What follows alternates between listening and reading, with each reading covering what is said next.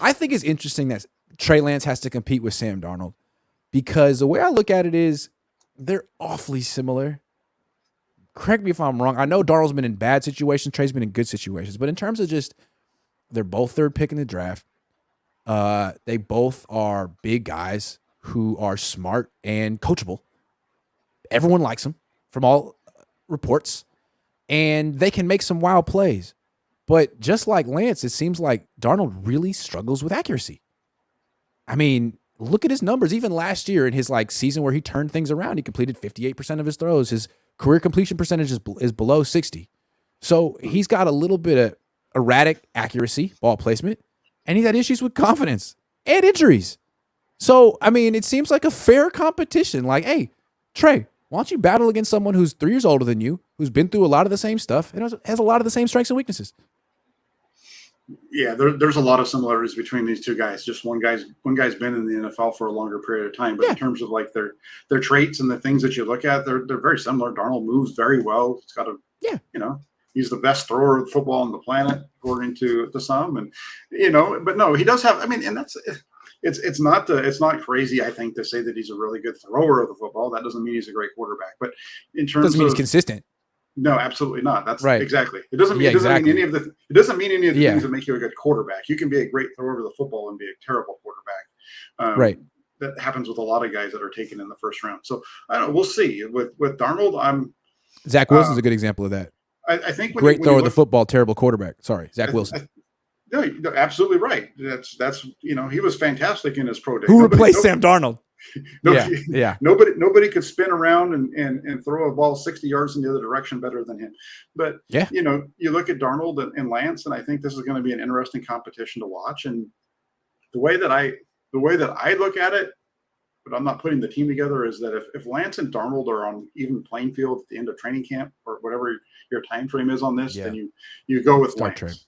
Because he's the younger guy. Because you can always go to Darnold. It doesn't crush Darnold's confidence if you bench. He came in at the end of the season last year and did well. He did it last year.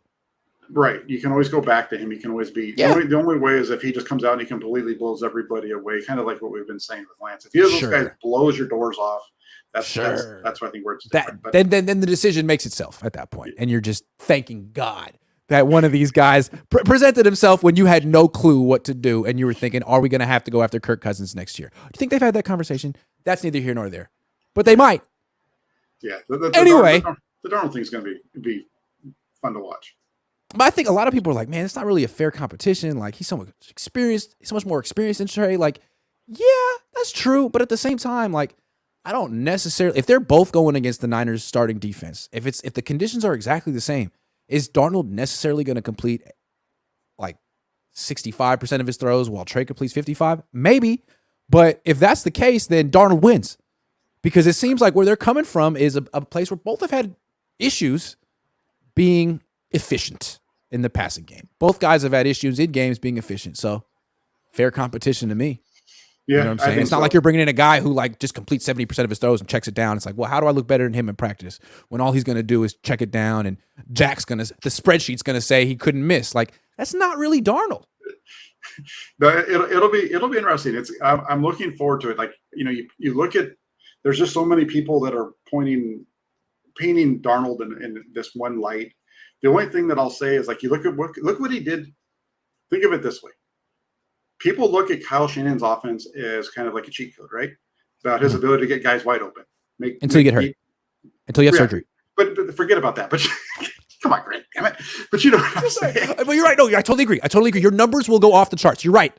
Because of him. He makes everybody run. Right. So no doubt. The only time that Darnold's been in that situation really was, I think, maybe the first 3 games of his time in Carolina, because he had really good players around him. And nobody knew quite what Matt Rule and that offense was going to be, right? Mm-hmm. And his numbers were off the charts for those 3 weeks. Now they fell off later on in the season, but at that point it was kind of a cheat code a little bit. So maybe that's what Sam Darnold's going to be. Maybe he's able to put up 68% completion rate and all that kind of stuff, because those first 3 games of the 2021 season he averaged over 300 yards of offense a game. Yeah, it's going to be interesting. We compare him to Sam, Steve Young and stuff, guys who have turned themselves around. When we know about Steve Young's one of the most confident athletes we've ever seen. He had an unwavering self-belief. Jeff Garcia was this way too. Like, not only do I not suck, but like, I'm great.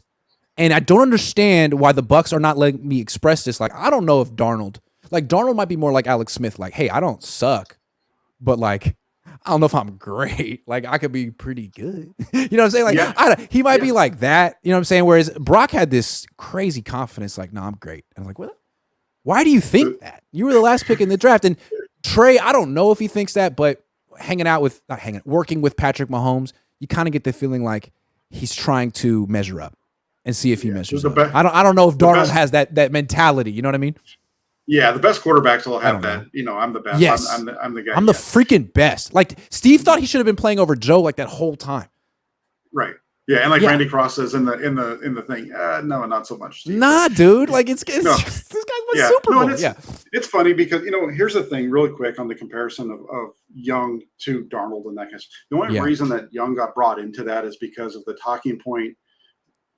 It's really more of Alex Smith and Sam Darnold. The reason that Steve Young got kind of lumped into that was because the discussion of the turnovers in college was there. And so Young happened to put out, you know, his numbers against when he was with the Bucs were awful. And then you look at his numbers in college, and his numbers in college turned the ball over a lot there as well. He turned the ball over a lot in the USFL. Turned around when he got to the 49ers. That's the only reason. Steve Young. No, I totally see the Steve Young thing. There's a lot of parallels to Alex Smith for sure. But still, the highest there was for Alex Smith was the high-level game manager, and he eventually got replaced by what the Niners want Trey Lance to be. Yeah. So ideally with Sam Darnold, like, he's still not your guy, ideally, in my opinion. But even if he turns out to be great. And then he ended up, no, he's not. I don't think he's a guy that you're necessarily wanting to.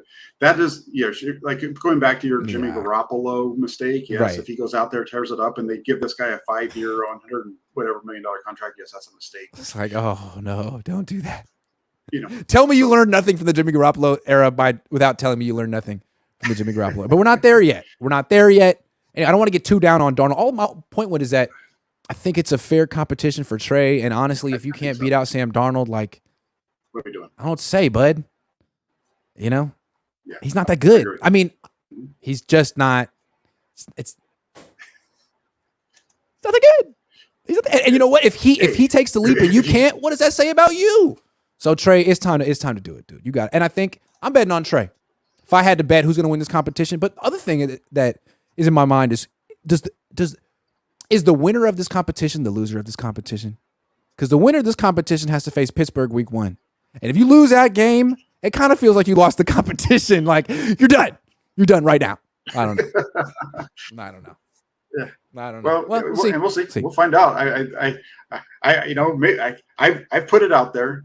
My thing is, I think that Purdy's going to be the starter week 1. I put that out there about a month ago. I think that everything's trending in the right direction. I could be completely wrong, and that's one of the fun parts about doing this. It's okay to put stuff out there and be wrong, and understand if you understand that you're wrong. Sure. So we'll see. I think he can. We'll see what happens June 2nd, but everything kind of seems to be pointing towards him being on the good track. And I just kind of think that the middle of August makes a lot of sense for him to return, if based off of other guys that have dealt with UCL injuries like what he's dealt with. Yeah. Again, I'm a conspiracy theorist at heart, and I feel, not really, but I just feel like whatever the official story is the team gives you is not the real truth. And to me, like, they can say whatever they want, but the smart play here is to not play Brock and to use him as an excuse. Shanahan's are good at this. You always need an excuse just in case things go wrong. What if Brock goes out there, doesn't play well, you have a 6-11 season? What's your excuse?